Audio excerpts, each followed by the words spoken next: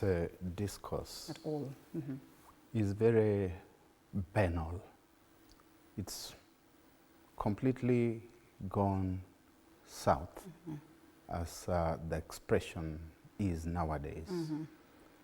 That these are people who are dragging each other through murky waters, through the mud, and yet they are touching on very fundamental issues. Right. They have touched upon the integrity of the head of state and the government. They have touched on his lack of trust. In fact, not just that he doesn't trust people, but he's untrustworthy himself. And they have, in fact, touched on his mental suitability to lead the country. Justin Bedan Njoka Muturi is a lawyer of repute, very well learned, very seasoned, well practiced, and he knows the law, he knows the meaning and value of words within the legal context. Yeah. That when he says that William Ruto is a double personality, a split personality, and he goes on to give the rider, I don't think William Ruto is fit to occupy the office of President of Kenya. He's making a very fundamental statement to be considered in the context of Article 144 of the Constitution of Kenya, which talks about removing the president from office on account of physical and mental incapacity to occupy that office. The Constitution has contemplated these divagations from the path that the president is accused of exhibiting. And so if he is indeed considered by these gentlemen to be mentally, for example, unsuitable for office, then what they should be doing is going beyond invective, going beyond lamentation, generating processes that should seek to have him investigated, because nothing stops us from investigating his suitability for office under Article 144 of the Constitution of Kenya 2010.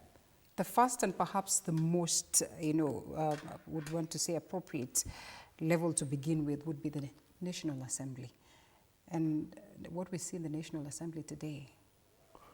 That would also be considered to be part of the problem. And of course the numbers, and the lawyer is here, he can correct me where I am wrong. The numbers for removal of president on grounds of physical and mental incapacity or unsuitability are different from Article 145 that talks about impeachment, and which would be a process that resides in the Senate, and this other one resides in the National Assembly. And for a start, you need one member of the National Assembly supported by at least a quarter of the entire population in the National Assembly. So let's talk about 290 constituencies. If you want, you can add on the nominated ones. But let me stay there for the time being. 290. A quarter of that would be 70-something, 72, 73, thereabout. They can move the motion. And if that motion is then debated in the House, what you require to make progress, further progress, is a simple majority.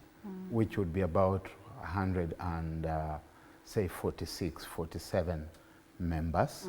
And after that, it moves to the Supreme Court, the Chief Justice, together with the Kenya Medical Association, to appoint 3 doctors. Okay.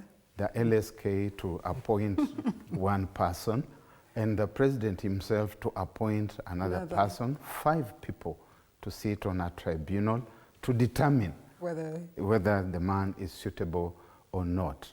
And of course, the process would then be brought back to the House.